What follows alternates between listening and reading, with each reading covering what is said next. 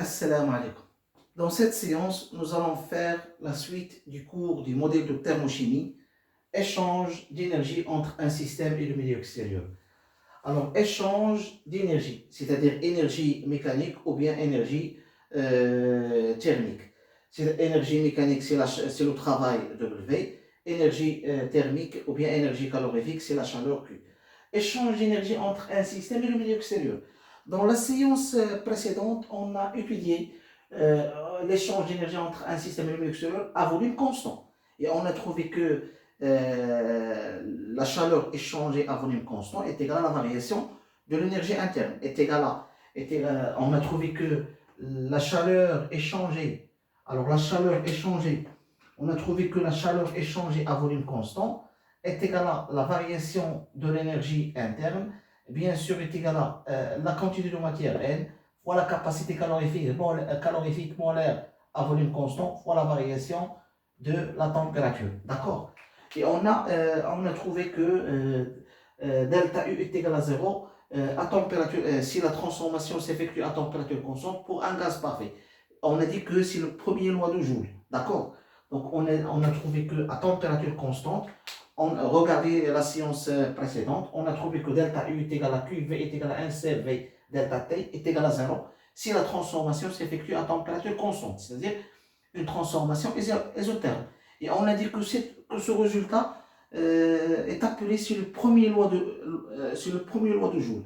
D'accord?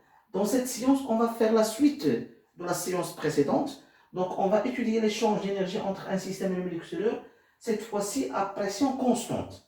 D'accord? Bien sûr, on va établir une nouvelle grandeur physique ou bien une nouvelle fonction d'état, ce qu'on appelle l'enthalpie. Donc, qu'est-ce qu'on va faire? En appliquant bien sûr, donc pour étudier ce cas-là, on va appliquer le premier principe de la thermodynamique. Donc, d'après le premier principe de la thermodynamique, on a delta U, la variation de l'énergie interne entre l'état initial et l'état final, à quoi égale est égal à l'énergie interne de l'état final moins l'énergie interne de l'état initial. Et à quoi égale aussi? À quoi égale à le travail W plus la chaleur échangée bien sûr à pression constante. Bien sûr, on va chercher cette fois-ci la chaleur échangée bien sûr à pression constante. D'accord? Puisqu'on a échange d'énergie, bien sûr, l'énergie mécanique et l'énergie thermique, l'énergie thermique, c'est-à-dire la chaleur, bien sûr, on parle de la chaleur échangée à pression constante. Chaleur échangée à pression constante. Donc, on a delta U égal à entre l'état initial et l'état final, c'est l'énergie interne finale moins l'énergie interne initiale est égale à W plus QP. Ça, c'est d'après le premier principe de la thermodynamique. D'accord? Et on a W à quoi égal? On sait que W, le travail W, c'est moins P extérieur, multiplié par le volume final, moins le volume initial, de l'état initial. D'accord? Donc, on va faire la chose suivante. On a l'énergie interne finale, moins l'énergie interne initiale, est égale à W plus la chaleur échangée à pression constante. C'est-à-dire est égal à moins la pression extérieure, multiplié par le volume final de l'état final moins le volume de l'état initial, d'accord, entre parenthèses, plus l'énergie échangée à pression constante. D'accord? On a remplacé W par, bien sûr, on a l'énergie interne finale moins l'énergie interne initiale est égale à le travail plus la chaleur échangée à pression constante. En remplaçant W, le travail W, par son expression liée moins P extérieur, le volume final moins le volume initial. D'accord? Sachant que la pression est constante. D'accord? On a W est égal à moins la pression extérieure, multiplié par la variation de volume final moins volume initial. Donc finalement, qu'est-ce qu'on obtient? Qu'est-ce qu'on aura? On aura, bien sûr, on aura quoi? On aura finalement, on continuera le calcul, qu'est-ce qu'on aura? On aura l'énergie interne finale moins l'énergie interne initiale est égal à moins la pression extérieure multiplié par le volume final moins le volume initial, plus, bien sûr, la chaleur échangée à pression constante. D'accord? On va, puisque ça c'est l'inconnu, on va mettre cette quantité dans l'autre côté. Donc, qu'est-ce qu'on obtient? On obtient l'énergie interne finale moins l'énergie interne initiale. Donc, le sin- devient un plus.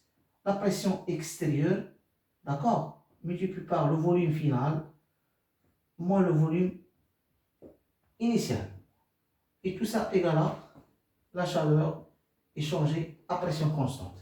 D'accord? On va développer cette quantité-là. Qu'est-ce qu'on obtient? On obtient l'énergie interne finale moins l'énergie interne initiale, plus la pression extérieure multipliée par le volume final, moins la pression extérieure multipliée par le volume initial, le tout égal à la chaleur échangée à pression constante. D'accord? On va regrouper ça avec ça. Qu'est-ce qu'on obtient? On obtient l'énergie interne finale plus la pression extérieure fois le volume final. D'accord? Moins l'énergie interne initiale, moins la pression extérieure multiplié par le volume initial, le tout est égal à la chaleur échangée à pression constante. Donc en factorisant par un signe moins, d'accord? Ici, on va factoriser par un signe moins. Qu'est-ce qu'on a fait? On a eu l'énergie interne finale, ce terme avec ce terme, ce terme avec ce terme et ce terme avec ce terme. Donc voilà, on a regroupé le terme avec le terme. Donc on va factoriser par un signe moins. Qu'est-ce qu'on obtient? On obtient finalement l'énergie interne finale plus la pression extérieure fois le volume final. D'accord? Un signe moins. Bien sûr, donc je peux le mettre ça entre parenthèses. D'accord? Un signe moins énergie interne initiale plus la pression extérieure fois le volume initial. Le tout égal à quoi? Le tout égal à la chaleur QP. D'accord? Donc on a factorisé par un signe moins. C'est l'énergie interne initiale. Le signe moins, on met le signe moins. Bien sûr, on met le signe moins entre parenthèses. C'est l'énergie interne plus P extérieur, le volume initial. D'accord? Donc voilà, on a cette grandeur. Regardez bien, regardez bien. On a l'énergie interne plus la pression fois le volume final. Énergie interne initiale fois la pression fois le volume initial. D'accord? Si on pose, donc en remarquant cette expression, si on pose,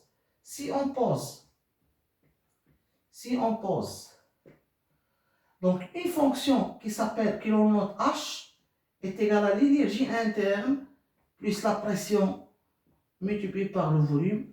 Qu'est-ce qu'on obtient? On obtient que la chaleur échangée à pression constante, la chaleur échangée à pression constante est égale à quoi? Ça c'est la fonction H, c'est la fonction H à l'état final, moins la fonction H à l'état initial. Voilà. D'accord? C'est-à-dire que la chaleur échangée, QP, est égale à la variation, ce qu'on appelle l'enthalpie H. Donc, H, c'est une fonction d'état. Donc, H est une fonction d'état.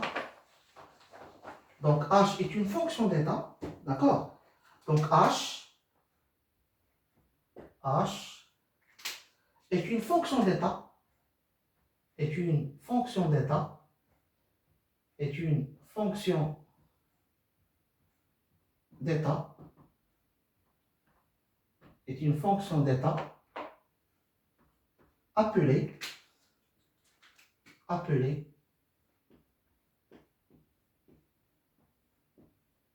Appelé quoi? On peut appeler enthalpie. Appelé enthalpie. Appelé enthalpie. Appelé enthalpie. D'accord?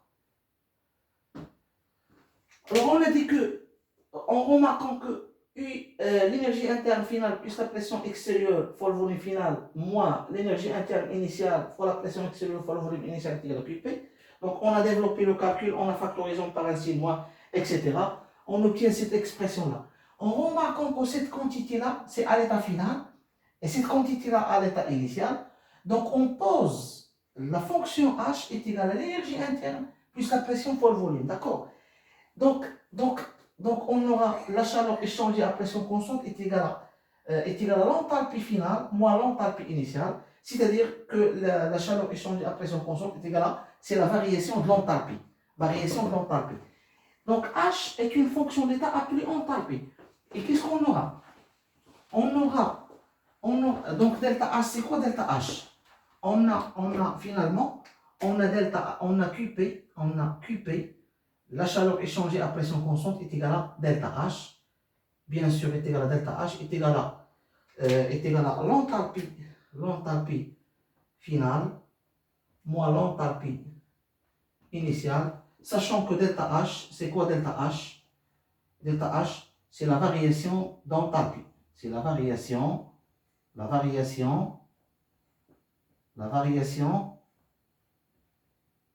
d'enthalpie.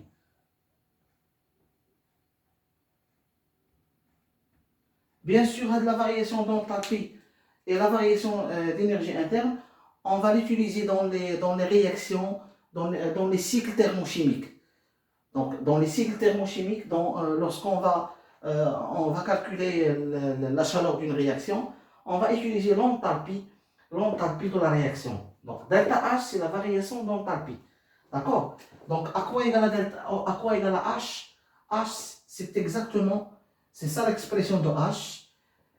D'accord? C'est l'énergie interne plus la pression fois le volume. Et on a trouvé que la chaleur échangée à pression constante, c'est l'enthalpie finale moins l'enthalpie initiale, c'est-à-dire la chaleur échangée à pression constante est égale à delta H, c'est la variation d'enthalpie. D'accord? Donc QP, c'est quoi QP? Donc bien sûr, QP, Q indice P, c'est quoi Q indice P? Q indice P, c'est la chaleur échangée. La chaleur échangée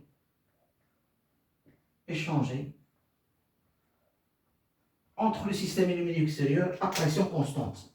À pression échangée à pression constante. D'accord? C'est-à-dire P égale à constante.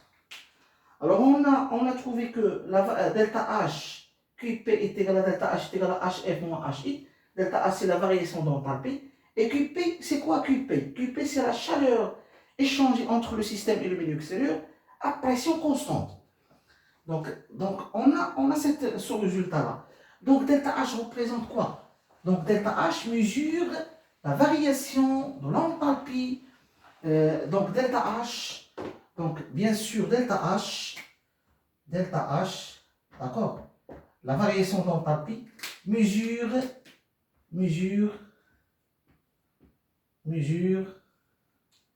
la variation d'enthalpie du système, mesure la variation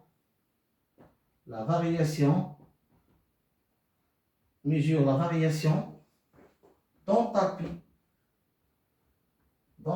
la variation d'enthalpie du système, la variation d'enthalpie du système, c'est exactement bien sûr la chaleur échangée à pression constante du système au cours d'une transformation,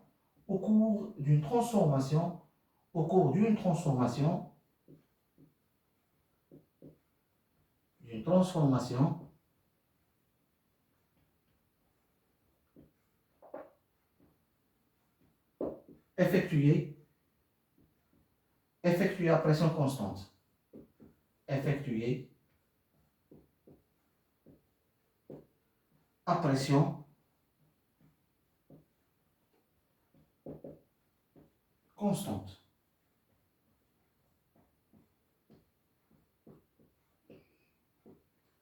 C'est-à-dire P égale à constante. P égale à constante. D'accord? Et on a bien sûr delta H. Delta H est égal à QP. Ou bien QP est égal à delta H. C'est exactement pareil. C'est-à-dire QP, c'est-à-dire la chaleur échangée à pression constante est égale à delta H. D'accord? Donc maintenant, on va donner la deuxième loi du Joule. Donc on a dit dans la séance précédente que on a trouvé que la chaleur échangée à volume constant est égale à la variation de l'énergie interne. Et on a dit que, bien sûr, QV égale à N, c'est la capacité calorifique molaire à volume constant fois delta T. D'accord? La même chose pour QP. On a trouvé quoi? On a trouvé que QP est égal à delta H. Et à quoi égale à QP? On sait que QP, l'expression de QP, la chaleur échangée à pression constante, est égale à N fois la capacité calorifique molaire à pression constante fois la variation de la température. Donc on va établir, bien sûr, ça égale à delta H. D'accord? Donc, une remarque très importante. On a, dans la séance précédente, on a établi le premier loi du Joule. On a trouvé que delta U est égal à QV, la chaleur échangée à volume constant, est égal à NCV, capacité calorifique molaire à volume constant, delta T. On a dit, dans la séance précédente, on a dit que pour une transformation à volume constant et pour un gaz parfait qui subit une transformation isotherme, à volume constant et isotherme, pour un gaz parfait, donc on a dit que delta U est égal à QV est égal à NCV delta T est égal à 0. Parce que la température est constante, delta T est égal à 0, donc delta U est égal à 0. Et on a dit que ça c'est le premier loi du Joule. Maintenant, la même chose ici. Donc à pression constante, d'accord, pour un gaz parfait,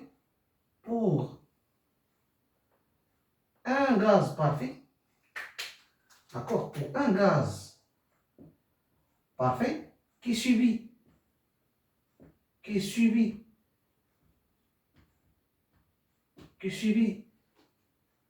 une transformation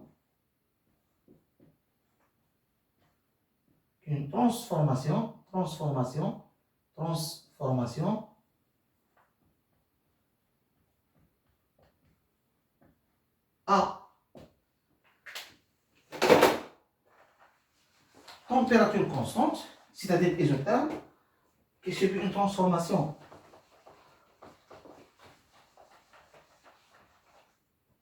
à température constante,